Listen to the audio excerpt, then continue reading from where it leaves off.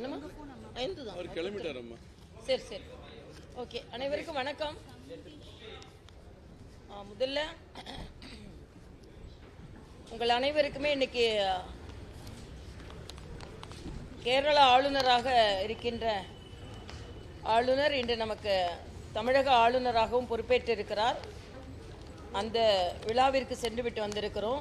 இனிமேலாவது தமிழகத்தில் ஆளுநருக்கும் தமிழக அரசிற்கும் சுமூகமான ஒரு உறவு ஏற்பட வேண்டும் என்று நமது விருப்பத்தை நாம் இங்கே தெரிவித்துக் கொள்கிறோம். அதே மாதிரி இன்று தமிழகத்தில்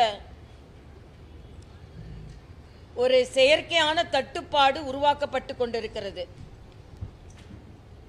இதுதான் முந்தைய காங்கிரஸ் யுபி அரசாங்கத்துக்கும் மரியாதைக்குரிய பாரத பிரதமர் தலைமையில் உள்ள தேசிய ஜனநாயக கூட்டணி அரசாங்கத்திற்கும் உள்ள வேறுபாடு என்னன்னா, உலகம் முழுவதும் கச்சா எண்ணெய்க்கும் எரிவாயுக்கும் பெட்ரோல் டீசலுக்கும் பிரச்சனை இருக்கிறது. உலகம் முழுவதும் தடை இருக்கிறது. ஹர்மூஸ் என்ற ஜலசக்தி வழியாகத்தான் பெட்ரோல் டீசல் எரிவாயு ஏற்றி வருகின்ற கப்பல்கள் வர வேண்டும். அது அமெரிக்காவிற்கு ஈரான் தடை விதித்து விட்டது, இஸ்ரேலுக்கு தடை விதித்து விட்டது, ஐரோப்பிய நாடுகளுக்கு தடை விதித்து விட்டது. வளர்ந்த நாடுகள் என்று சொல்லுகின்ற எந்த நாடும் அதன் வழியாக தன் கப்பல்களை இயக்க முடியாது. அதனால் அந்த நாடுகளில் கடுமையான தட்டுப்பாடு.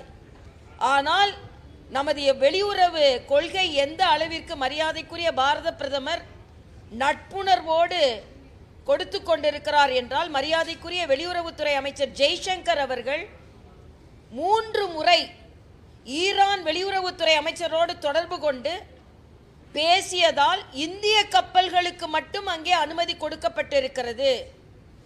இன்னும் சொல்ல போனா புஷ்கல், பரிமல் என்ற 2 கப்பல்கள் நம் தேசிய கொடியை ஏற்றிக்கொண்டு பட்டொளி வீசி இந்திய கப்பல்களில் தேசிய கொடி ஏற்றிய இந்திய கப்பல்களுக்கு மட்டுமே இங்கு அனுமதி அளித்திருப்பதனால் நமக்கு எந்த தட்டுப்பாடும் கிடையாது, கட்டுப்பாடும் கிடையாது. இது மரியாதைக்குரிய பாரத பிரதமரின் நல்லுணர்வோடு நட்புணர்வோடு ஏற்படுகிற, உலகமே போரில் பிரச்சனையாகி கொண்டிருக்கும் பொழுது இதில் வெட்கம் பட வேண்டியது என்ன என்றால், காங்கிரஸை சார்ந்த பாராளுமன்ற உறுப்பினர்கள் இன்னைக்கு மோடிஜி எங்கேஜி எல்பிஜி என்று பதாதைகளை பாராளுமன்றத்தில் தாங்கி இருக்கிறார்கள்.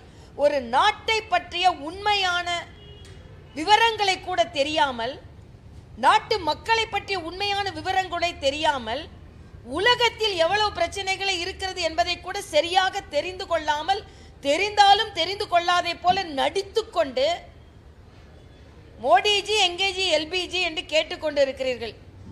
உங்களுக்கு வேணா அது கேள்வியா இருக்கலாம். ஆனால் மோடிஜி எல்பிஜி இங்கேஜின்னு காண்பித்து கொண்டிருக்கிறார். எல்லார் வீட்லையும் இன்னைக்கு பதிவு செஞ்சா 2.5 நாட்களுக்குள்ள எல்பிஜி கிடைக்கிறது. இது எல்லாமே உலகத்தில் உள்ள தடைகளையும் தாண்டி மரியாதைக்குரிய பாரத பிரதமர் கொடுத்து கொண்டிருக்கிறார். அதே மாதிரி கச்சா எண்ணெயின் விலை பல மடங்கு உயர்ந்த பின்பும் நம்ம நாட்டில் ஏற்றப்படவில்லை. அந்த நஷ்டத்தை மத்திய அரசே தாங்கிக் கொண்டு மக்களுக்கான அதே விலையில், நான் 2012ஆவது ஆண்டு உலகத்தில் இப்படி ஒரு பிரச்சனை வரும்பொழுது மன்மோகன் சிங் 8 ரூபாய் இந்தியா முழுவதும் ஏற்றினார். உடனே எல்லாரும் கேள்வி கேட்டாங்க. உடனே அவர் கேட்டார், பணம் என்ன மரத்திலே காய்க்குதுன்னு கேட்டார் மன்மோகன் சிங். இப்படித்தான் நீங்க ஆட்சி நடத்தி கொண்டிருந்தீங்க. ஆனால் இன்னைக்கு கேட்குறீங்க மோடிஜி எங்க எல்பிஜின்னு. நாங்கள் சொல்கிறோம் மோடிஜி இங்கே எல்பிஜின்னு காமிச்சிட்டாரு, உங்களுக்கு தான் ஒன்றும் தெரியலங்க ஜின்னு நாங்கள் சொல்ல வேண்டிய நிலையில் காங்கிரஸைக்காரர்கள் இருக்கிறார்கள். அதனால இன்னைக்கு கச்சா எண்ணெயாக இருக்கட்டும், பெட்ரோல், அது மாதிரி பொதுமக்கள்கிட்ட ஒரு தாழ்மையான வேண்டுகோள், யாரும் அவசரப்பட்டு 5 லிட்டர் போடுறவங்க 50 லிட்டர் போடுறது, கேனில் வாங்கி வைக்கிறது, இதெல்லாம் செய்யும்போது ஒரு செயற்கையான தட்டுப்பாடு ஏற்பட்டு விடும். இன்னைக்கு இங்கே நடக்கிறதே செயற்கையான தட்டுப்பாடு தான், உண்மையான தட்டுப்பாடே இல்லை. பீதி வதந்தி.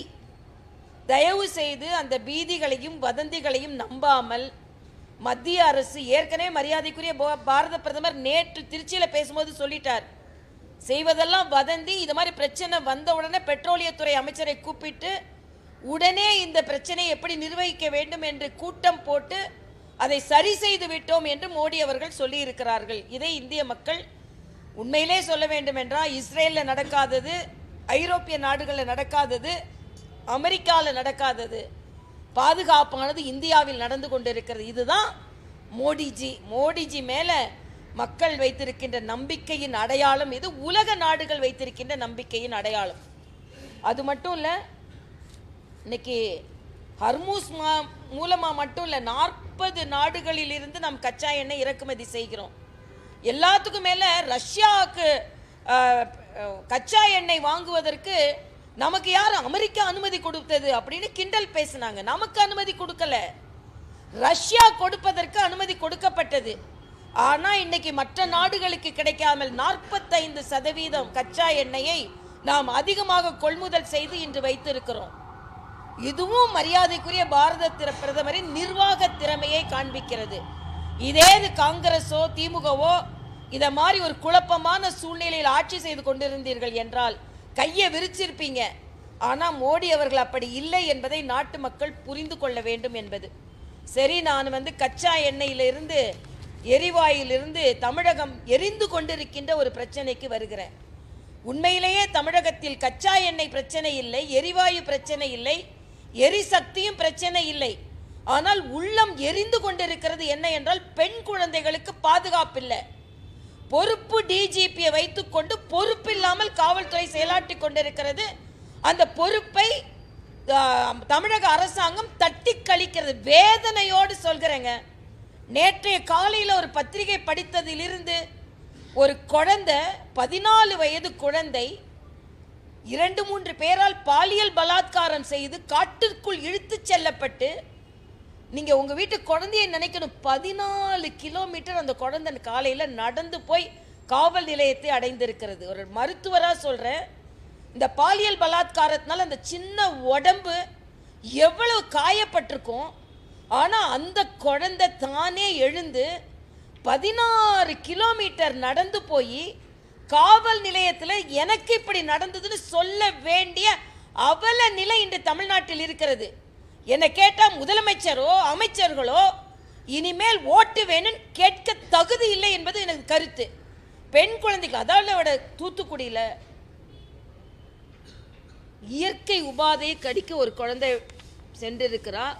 +2 பரீட்சைக்கு படித்து கொண்டிருக்கிறாள். காலையில் பரீட்சை எழுதணும். 10ஆவதுல முதல் மார்க் வாங்கி இருக்கின்ற மாணவி இயற்கை உபாதையை கழிக்க சென்ற மாணவி திரும்பி வரல. உடல் முழுவதும் காயத்தோடு பாலியல் பலாத்காரம் செய்து கொல்லப்பட்டிருக்கிறாள். எனக்கு என்ன கவலைனா, ஒரு பிரச்சனையை படித்து வேதனை அடைவதற்குள் இன்னொரு பிரச்சனையை நாம் பார்க்கிறோம்.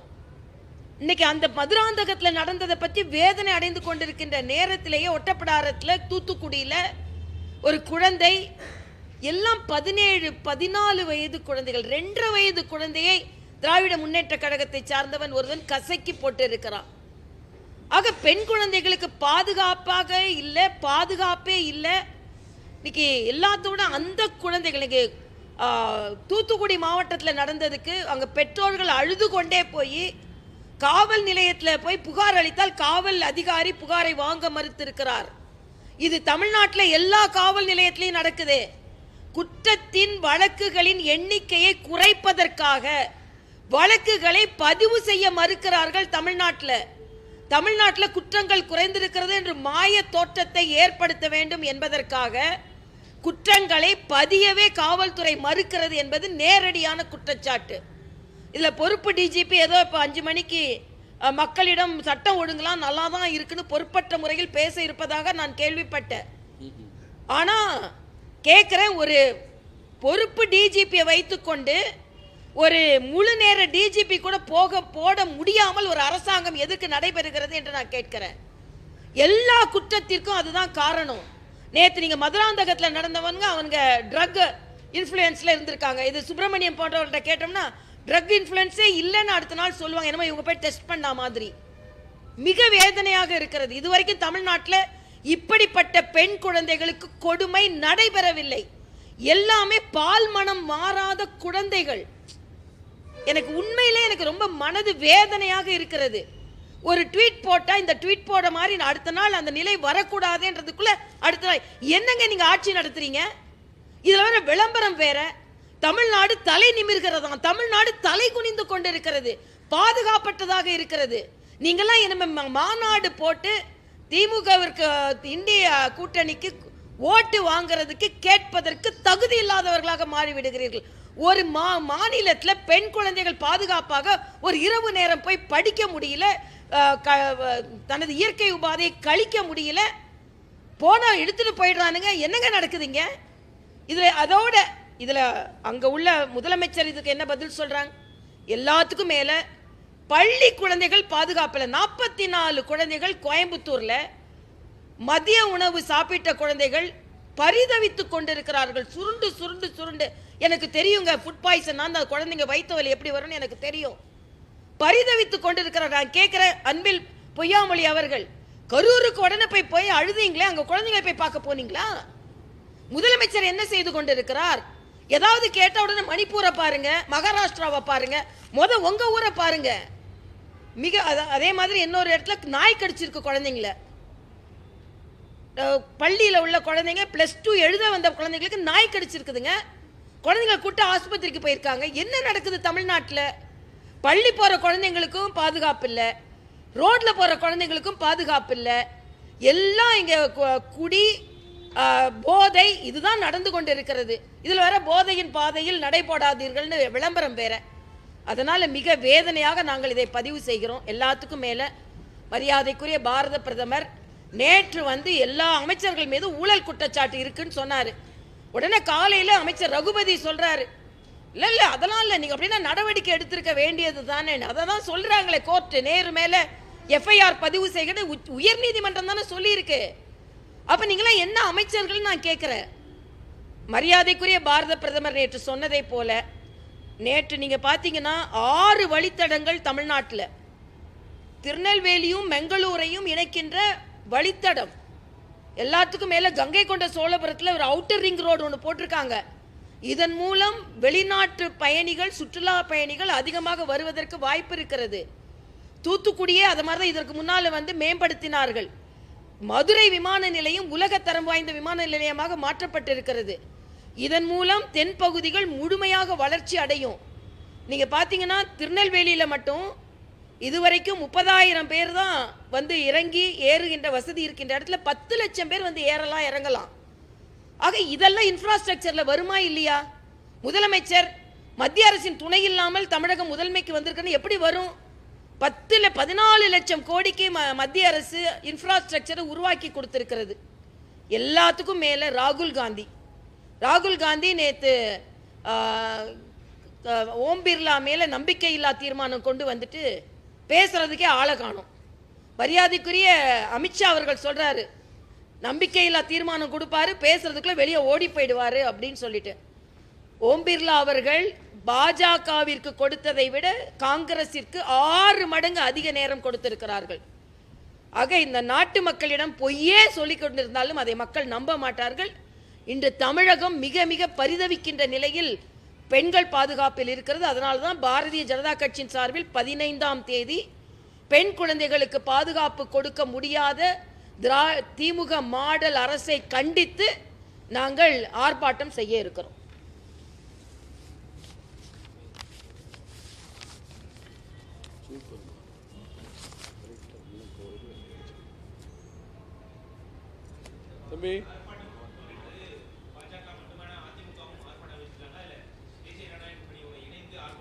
பாரதிய ஜனதா கட்சி அறிவிச்சிருக்கிறோம், அதில் நாங்கள் அவர்களை அழைத்துக் கொள்வோம். 15 அதாவது இப்ப இதுல பிரச்சனை கூட்டணி பிரச்சனை இல்லை தம்பி, பெண்களோட பாதுகாப்பு தான் பிரச்சனை. யார் யாருக்கு என்னென்ன நேரம் தோணுதோ அதை நாங்கள் இன்னைக்கே அறிவிச்சிருக்கணும். இன்னைக்கு ஏற்கனவே பெட்ரோல் டீசல் விலையில மக்கள் கொஞ்சம் சுணக்கமாக இருக்கிறதுனால, இல்லைன்னா உண்மையிலேயே வாழ்க்கையே தமிழ்நாட்டில் போராட்டமாகி கொண்டு இருக்கிறது. அதனால எப்போ பார்த்தாலும் நீங்கள் பத்திரிகை சகோதரர்களும் இந்த கூட்டணி கூட்டணி கூட்டணின்னு அதை பற்றியே பின்னால் போகாமல் கொஞ்சம் மக்களோட பாதுகாப்பு, கொஞ்சம் இதை மாதிரி மக்களுக்கான பொய் வதந்திகள் இதையெல்லாம் தடுக்கிறதுக்கு கொஞ்சம் நீங்கள் உதவி செய்ய வேண்டும் என்று தாழ்மையோடு கேட்டுக்கொள்கிறேன். கூட்டணி கிடக்கட்டும். ஆனால் இது திமுக மாதிரி இருக்கு. இன்னைக்கு திமுகவுக்கு வேற எதை பற்றியும் கவலை இல்லை. யாரானும் நிழலுக்கு அறிவாலயம் பக்கத்தில் ஒதுங்குனா உடனே கூட்டி போய் அவங்க தீர்மானம் கூட்டணி கையெழுத்து போடுறதுல தான் இருக்காங்க.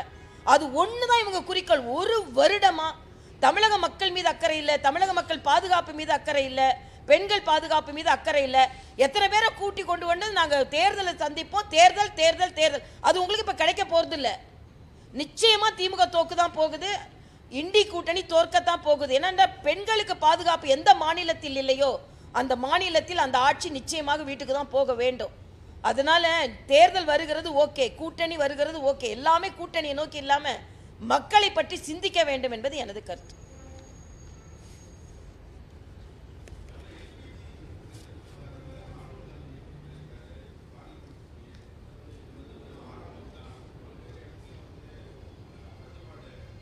ராகுல் காந்தி தட்டுப்பாடு வேணும்னு நினைக்கிறாரா? ராகுல் காந்தி மாதிரி ஒரு மோசமான மனநிலையில் உள்ள ஒரு தலைவரை நீங்க பார்க்க முடியாதுங்க. இன்னைக்கு ஹோட்டல்களுக்கு ஏன் கட்டுப்பாடு விதித்தார்கள் என்றால் மிக தெளிவாக மத்திய அரசு சொல்லியிருக்க. நான் இந்திய பெண்களுக்கு தாய்மார்களுக்கு ஒரு வேண்டுகோளை வைக்கிறேன். ஏன் ஹோட்டல்களில் எரிவாயை கட்டுப்படுத்தினோம் என்றால் என் தாய்மார்களுக்கான கேஸ் சிலிண்டர்கள் கிடைக்காமல் போய்விடக் கூடாது என்பதற்காக, வேற எதுக்காகவும் இல்லை. ஏன் ஹோட்டல்கள் உள்ள எரிவாயை கட்டுப்படுத்தினோம் என்றால் வீட்டில் உள்ள எரிவாயுக்கு கட்டுப்பாடு வந்துவிடக் கூடாது என்பதற்காக. ஏன்னா உலகம் முழுவதும் எரிந்து கொண்டிருக்கிறது. உலகம் எரிந்து கொண்டிருக்கும் பொழுது நம் சமையல் அறையில் அடுப்பங்கரை எரியாமல் இருக்க வேண்டும் என்பதற்காக நம் பாரத பிரதமர் ஏற்பட்ட முயற்சி இது. ராகுல் காந்தி இப்ப என்ன கனவு காண்றாருன்னா, இது கிடைக்கக்கூடாது, அது கிடைக்கக்கூடாது, உடனே மோடி மேல ஒரு அவநம்பிக்கை வரணும், அதை எதிர்பார்த்திருக்கிறார். இல்லைன்னா ஒரு உலகமே பாராட்டி கொண்டிருக்கின்ற ஒரு ஏஐ மாநாட்டில் போய் அரை நிர்வாணமா போய் காங்கிரஸை சார்ந்தவர்கள் போராட்டம் நடத்துவாங்களா? அதனால ராகுல் காந்தி இதை எதிர்பார்த்திருக்கிறார். ராகுல் காந்திக்கு இந்த நாட்டு மக்களுக்கு எல்லாம் கிடைக்கணும்னா எண்ணம் இல்லை, நாட்டு மக்கள் பாதுகாப்பாக இருக்க வேண்டும் என்ற எண்ணம் இல்லை. நாட்டு மக்களுக்கு சங்கடம் வரணும், அந்த சங்கடத்தை தூக்கி மோடி மேல போடணும், அப்புறம் ஓட்டு பிச்சை வாங்கணுன்றதுக்காக தான். நீங்க இதெல்லாம் செஞ்சீங்கன்னா நிச்சயமா மக்கள் அதை ஒத்துக்கொள்ள மாட்டார்கள். மோடி அவர்கள் கரோனா நேரத்தில் எப்படி வேலை செஞ்சார்னு எனக்கு தெரியுங்க. நான் அட்மினிஸ்ட்ரேஷன்ல இருந்தேன். இரவு பகல் தூங்காமல் இந்த நாட்டு மக்களை பாதுகாப்பதில் அவர் பணியாற்றினார். அதே மாதிரி தான் இன்னைக்கு பணியாற்றி கொண்டிருக்கிறார். காங்கிரஸ் மாதிரி இல்லை எமர்ஜென்சி கொண்டு வந்து எல்லார் கழுத்தையும் நெரிக்கிறதுக்கு. அதனால இன்றைய காலகட்டத்தில் சமையல் எரிவாயு பதிவு செய்யப்பட்டால் 2.5 நாட்களுக்குள் கிடைக்கும். பெட்ரோல் டீசலுக்கு எந்த தட்டுப்பாடும் இல்லை. தயவு செய்து போய் 5 லிட்டர் போடுறவங்க 50 லிட்டர் போட்டு செயற்கை தட்டுப்பாட்டை ஏற்படுத்த வேண்டாம்.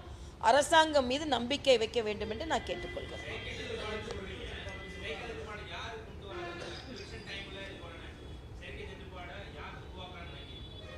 இல்லப்பா, பயத்துல போய் அதிகமா போற்றக்கூடாது. இல்ல கொடுத்துருக்காங்களே மத்திய அரசு. நேற்றே மத்திய அரசிடம் ஒரு செய்தி குறிப்பு வந்திருக்கிறது. பெட்ரோல் துறை அமைச்சரோடு நாங்கள் பேசி கொண்டிருக்கிறோம், யாருக்கும் எந்த தட்டுப்பாடும் இல்லை என்று. அதே மாதிரி ஏன் கேஸை பொது இடங்களில் உள்ள கேஸை ஏன் கட்டுப்படுத்துறோம்னா வீட்டில் உள்ள கேஸ் தட்டுப்பாடு வந்துவிடக்கூடாது என்பதற்காக. அதே மாதிரி பதிவு செஞ்சால் 2.5 நாளில். நம்ம பத்திரிகை சகோதரர்கள் என்ன சொல்லணும்னா வேண்டிய அளவு இருக்கிறது. ஏன் தமிழக அரசை கூட அரசாங்க அலுவலகத்திற்கு வேண்டிய கச்சா எண்ணெயும் எல்லாமே இருக்குன்னு தான் சொல்லியிருக்காங்க. மத்திய அரசும் அதைத்தான் சொல்லியிருக்காங்க. அது மட்டும் இல்லை, நீங்கள் ஒன்றை புரிந்து கொள்ளணும், அந்த ஹர்மூஸ் வழியா வேற எந்த நாட்டு கப்பலுக்கும் அனுமதி கிடைக்கல. இந்திய கப்பல்களுக்கு, இந்திய கொடிகளை போட்ட கப்பலுக்கு மட்டும் அனுமதி கொடுக்கப்பட்டு இருக்கிறது. அப்பனா நம்ம பிரச்சனையை தீர்த்து இருக்கிறோம். உலகமே எரிந்து கொண்டிருக்கின்ற நேரத்தில் கூட நம்ம வீட்டு அடுப்பு எரிய வேண்டும் என்று பார்த்து கொண்டிருப்பவர் மோடி அவர்கள். அதனால இப்போ நாம இன்னொரு 25 லிட்டர் வாங்கிட்டோம்னா நம்ம சகோதரனுக்கு ஒரு 10 லிட்டர் கிடைக்காம போயிடும். அப்படி நம்ம நினைக்கணும். அது மட்டும்தான்.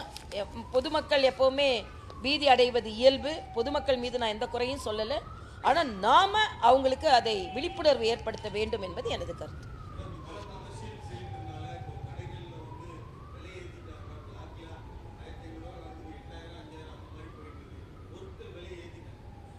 இல்ல, அது பொருட்கள் விலை ஏற்ற அது அவங்கவுங்க வியாபாரத்துக்கு செய்வது. அரசாங்கம் முதல்ல நம்ம ஒன்றை புரிந்து கொள்ள வேண்டுங்க, இது உள்நாட்டு பிரச்சனை அல்ல, உலக பிரச்சனை. யார் ஆட்சியில் இருந்தாலும் இந்த அளவுக்கு கூட இதை நிர்வகிக்க முடியாது. நாட்டு மக்கள் மீது அக்கறை உள்ள ஒரு பிரதமராக இருப்பதனால் நான் தான் சொல்றேனே, 3 முறை ஜெய்சங்கரும் ஈரானின் வெளியுறவுத்துறை அமைச்சரும் பேசி இந்த முடிவை எடுத்திருக்கிறார்கள். வேற எந்த நாட்டு கப்பலுக்கும் கிடைக்காத அனுமதி நமக்கு. அப்போ அரசாங்கம் செய்யறதெல்லாம் செய்து வியாபாரத்திற்கு சில செய்வதை நாம் கட்டுப்படுத்த வேண்டும். அரசாங்கம் மக்கள், அதான் சொல்றேன், உலகம் முழுவதும் பெட்ரோல் டீசல் விலை ஏறிடுச்சு. உலகம் முழுவதும் இந்தியாவில் ஏற்றப்படலை.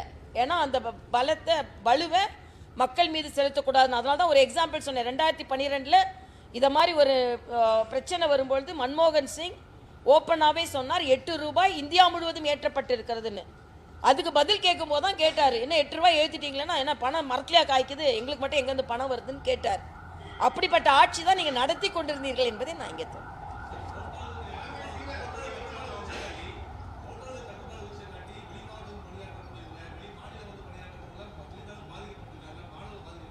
அது உலகம். அதாவது நம்ம வீடு பாதிக்கப்படக்கூடாது இல்லையே. அப்புறம் இப்போ எல்லா பிரச்சனைகளையும் தீர்த்து கொண்டு தானே இருக்கிறாங்க. இப்போ ஒரு இடத்துல பிரச்சனைன்னு வரும்போது, உலகத்தில் பிரச்சனைன்னு வரும்போது ஏதாவது ஒரு பேலன்ஸ் பண்ணணுமா வேண்டாமா?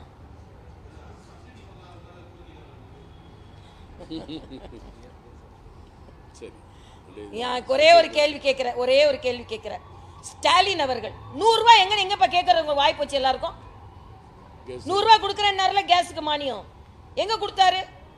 அப்ப நீங்க கொடுக்க சொன்ன 100 ரூபாய் நீங்க கொடுக்க மாட்டீங்க. உலகமே எரிஞ்சிட்டு இருக்கும்போது கேஸை கொண்டு நம்மகிட்ட கொண்டு கொடுக்குற போது நீங்க வியாகியானம் பேசுவீங்களா? 100 ரூபாய் எங்கன்னு கேளுங்க. நான் இப்ப கேட்கிறேன், ஸ்டாலின் அவர்களே, கேஸுக்கு கொடுக்க வேண்டிய மானியம் 100 ரூபாய் எங்க அந்த 100 ரூபாய்? பதில் சொல்ல முடியாது. ஏன்னா 200 ரூபாய் கொடுத்து எழுத வைப்பாங்க.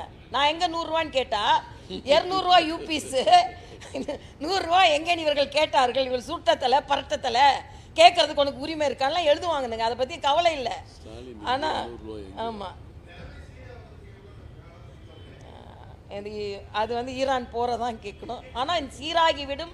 நம்ம நாட்டுக்கு பிரச்சனை இருந்தா நான் நேற்று சொன்னேனே, இந்த கப்பல்கள் நம்ம ஹர்மூஸை நம்ம கப்பல்கள் தாண்டி வந்து விட்டது. அதனால சீராகி கொண்டிருக்கிறது என்று சொல்லிட்டாங்க. அதனால நம்ம நாட்டில் பிரச்சனை இல்லை.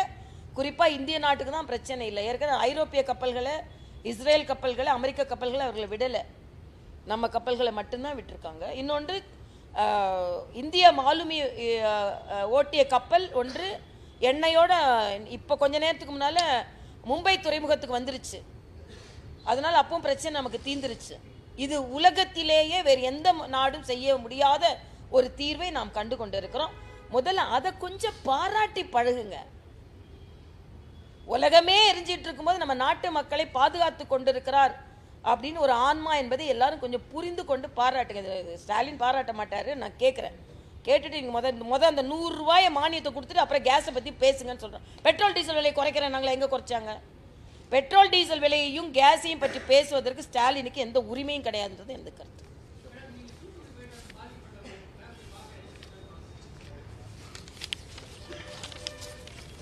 நான் மனது வேதனையாக இருக்குது. நான் தூத்துக்குடி போவே எல்லா வீட்டுக்கும் நான் போக தான் செய்ய, எல்லா வீடும் தான் தமிழ்நாட்டில். தான் சொன்னேன், ட்விட்டர் போட்டு முடிக்கிறதுக்குள்ள இன்னொரு ட்விட்டர் பிரச்சனை வந்துடுது, ஒரு அறிக்கை கொடுக்கல இன்னொரு அறிக்கை விட்டுருந்துருது. அதனால் எல்லாரோட வீட்டு பெண்கள் கூட நாங்கள் நின்று கொண்டு தான் இருக்கிறோம். அரசாங்கம் தான் அவங்கள கைவிட்டு கொண்டு இருக்கிறது. எனக்கு உண்மையிலே அந்த படத்தெல்லாம் பார்த்தீங்கன்னால நிஜமாக எனக்கு அந்த ஒரு குழந்தையோட அந்த காலையில் +2க்கு படிச்சுட்டு இருக்குதுங்க. அந்த குழந்தை 10ஆவதுல முதல் மார்க் வாங்கியிருக்குது. படிச்சுட்டு இருக்கிற குழந்தை இயற்கை பாதை போக முடியல, அவனை பிடிச்சி இழுத்துட்டு போறானுங்கன்னா என்னங்க நடக்குது தமிழ்நாட்டில்? என்னொன்று சொல்றாங்க, சில திருச்சியில் அவங்க மாநாடு நடக்கும்போது பல காவல் நிலையங்களில் காவல்துறை அதிகாரிகள் இல்லை, ஏன்னா எல்லாரும் திருச்சிக்கு போயிட்டாங்க அப்படின்னு. அதனால மிக மிக மோசமான நிலை தமிழகத்தில் நடந்து கொண்டிருக்கு. திருச்சியில் வேற முதலமைச்சர் சொன்னார், திருச்சி பல திருப்பங்களை கொடுக்கும். ஆமா, திருச்சி பல திருப்பங்களை கொடுக்கும். நீங்க எங்களோட பிரதமரும் திருச்சியில் வந்தான் பேசியிருக்கிறாரு. நிச்சயமாக மாற்றத்தை கொடுக்கும், ஆட்சி மாற்றம் ஏற்படும்.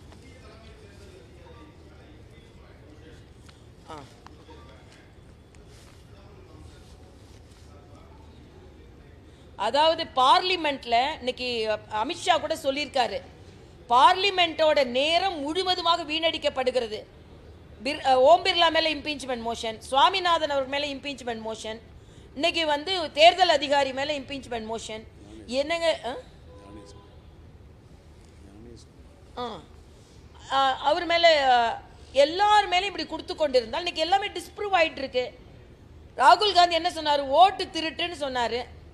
அப்புறம் இன்னைக்கு தேர்தல் அதிகாரி மேலே கொடுத்தா நீங்கள் பீகாரில் 84 லட்சம் நீக்கிட்டாங்க அப்படின்னு சொன்னீங்க. ஒருத்தர் கூட கம்ப்ளைண்ட் பண்ணல. இங்கே தமிழ்நாட்டில் மட்டும் என்னங்க நடந்தது? எஸ்ஐஆர் போட்ட உடனே முதலமைச்சர் சொன்னார் சிறுபான்மை ஓட்டெல்லாம் எடுத்துருவாங்க, பண்டிகை நடக்குது, இப்போ என்ன பண்ணுவீங்க? இன்னைக்கு யாருமே எல்லாரும் இன்னைக்கு தேர்தல் அதிகாரி என்ன சொல்லியிருக்கிறாரு? தகுதி வாய்ந்த யாரோட ஓட்டும் நீக்கப்பட்டிருக்க முடியாது என்று சொல்லியிருக்கிறார். பப்ளிக் டொமைன்ல இருக்குல்ல.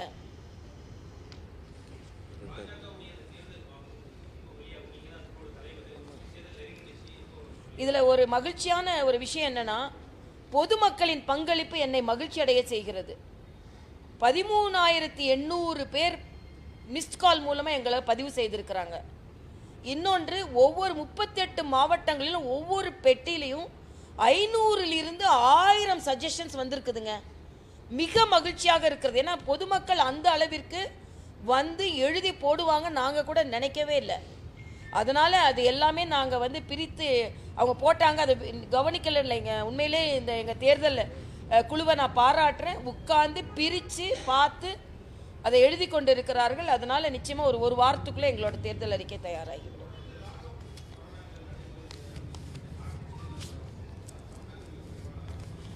கார்த்திக் சிதம்பரத்துக்கிட்ட அவரோட அலுவலகம் தாக்கப்பட்டதற்கு தமிழக அரசின் பதில் என்ன? அதாவது ஒரு பாராளுமன்ற உறுப்பினர் டெல்லியில் வாக்கிங் போகும்போது அவங்க செயின் காணாமல் போயிடுச்சு. உடனே டெல்லியே சரியில்லை அப்படின்னு சொல்லிக்கிட்டு இருந்தாங்க. ஆனால் இன்னைக்கு அவங்களோட கூட பணி செய்து கொண்டிருக்கின்ற ஒரு பாராளுமன்ற உறுப்பினரோட இடம் தாக்கப்பட்டிருக்கிறது. கார்த்திக் சிதம்பரம் ஒரு பாராளுமன்ற உறுப்பினரின் அலுவலகத்திற்கே பாதுகாப்பு இல்லாத சட்டம் ஒழுங்கு நிலை. அலுவலகத்துக்கும் பாதுகாப்பு இல்லை, பெண் குழந்தைகளுக்கும் பாதுகாப்பு இல்லை. அப்புறம் என்ன நீங்க சொல்றீங்க? இதே ஒருவேளை ஒரு எம்பியோட அலுவலகம் வட இந்தியாவில் தாக்கப்பட்டிருந்தா உடனே இவங்கெல்லாம் நோ கான்ஃபிடன்ஸ் மோஷன் கொண்டு வருவாங்களா இல்லையா?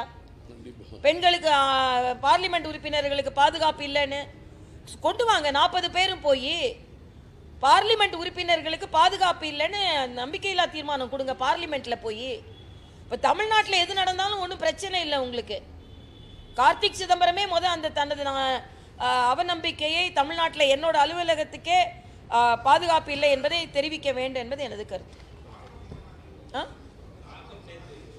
லாக்அப் மரணங்கள், லாக்அப் மரணங்களை நம்ம ஒத்துக்கலைங்க. நான் சாத்தான் குளத்தில் நடந்த ஒரு லாக்அப் மரணத்துக்கு இவங்க எல்லாரும் போய் எவ்வளவு பிரச்சனை பண்ணாங்க. ஆனால் இன்னைக்கு அந்த அஜித் குமாரோட லாக்அப் மரணம் பிரச்சனை தீர்றதுக்குள்ள அந்த இப்போ ஒரு தம்பிய லாக்அப்பில் தவறு செஞ்சிருக்காரு. அவங்க அப்பா சொல்றாரு, தவறு செஞ்சிருந்தா அரசாங்கம் என் பையனை தூக்கில் கூட போடட்டுங்க, ஆனால் காவல்துறை காலை ஒடிச்சு உயிரை வாங்குவது எந்த விதத்தில் நியாயம் என்று கேட்டிருக்கிறார். ஆக தமிழ்நாட்டில் லாக்அப் மரணங்கள், ஒரு லாக்அப் மரணத்திற்கு ஆட்சி மாற்றம் வேண்டும் என்று சொன்ன திமுக இன்னைக்கு லாக்அப் மரணங்கள் 22 லாக்அப் மரணங்கள் நடந்திருக்குதுங்க. 22 லாக்அப் மரணங்கள்.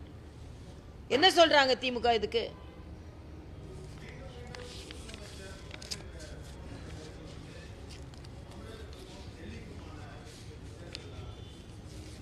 இதுல முதலமைச்சர் நான் ஒன்னே ஒன்று சொல்றேன். திமுகவிற்கும் தமிழக மக்களுக்குமான தேர்தல் இது, போட்டி இது. தமிழக மக்கள் திமுகவை தோற்கடிக்க, டெல்லியெல்லாம் கிடையாதுங்க. இங்க தமிழக பெண்களுக்கும் திமுகவுக்கும் நடக்கின்ற இது போருங்க. தமிழக பெண்கள் திமுகவை தோற்கடிப்பாங்க. பாதுகாப்பு கொடுப்பீங்க, 5000 கொடுக்குறேன்னு சொல்லிட்டு அவங்கள பாதுகாப்பற்ற தன்மை. 2-3 நாட்கள்ல நடந்த இந்த பெண் குழந்தைகளுக்கான கொடூரம் தமிழக மக்களுக்கும் திமுகவுக்கும் நடக்கின்ற போருங்க இது. தமிழக மக்களுக்கும் திமுகவுக்கும் நடக்கின்ற தேர்தல் இது. தமிழக மக்கள் திமுகவை தோற்கடிப்பார்கள். இதுல வேற டெல்லி, மும்பை, மகாராஷ்டிரா, மணிப்பூர்னு போயிடுவாங்க. இப்போ நான் சொல்றேன், பெண் குழந்தைகளின் இந்த பரிதவிப்பு நிச்சயமா இந்த அரசாங்கத்தை இருக்க விடாது என்பது எனது கருத்து. நன்றி.